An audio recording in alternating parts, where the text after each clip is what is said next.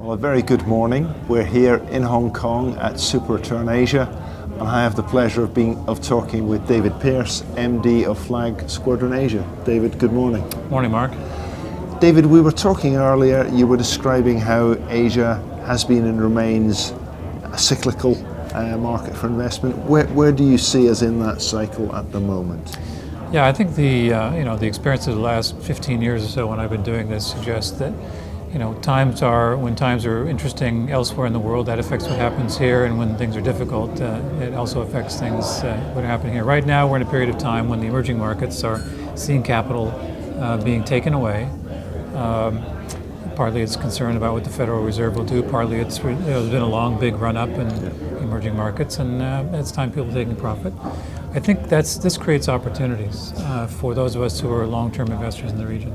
So capital is if anything being drawn out of the emerging markets.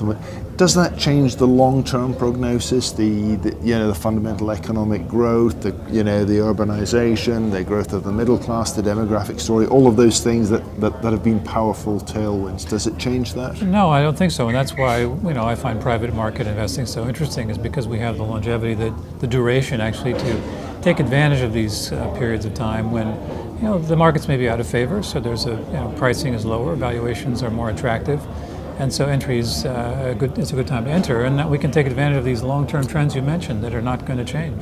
Very interesting. And at Squadron Asia, are you seeing particular areas that you're finding attractive at the moment, where maybe capital is scarce and where you see opportunities to invest? I think it'll be the next few months we'll see things begin to look quite interesting. It's been quite challenging for some managers to get exits and liquidity. It's also been quite challenging for funds to be raised. And that means entrepreneurs are also not getting the capital they're looking for, and that means valuations will get interesting. That's already happened in India to a large degree. I think it will happen to a greater degree in the coming months in places like China and Indonesia, which have historically been a little bit more highly valued. But I think all across the region we're seeing opportunities.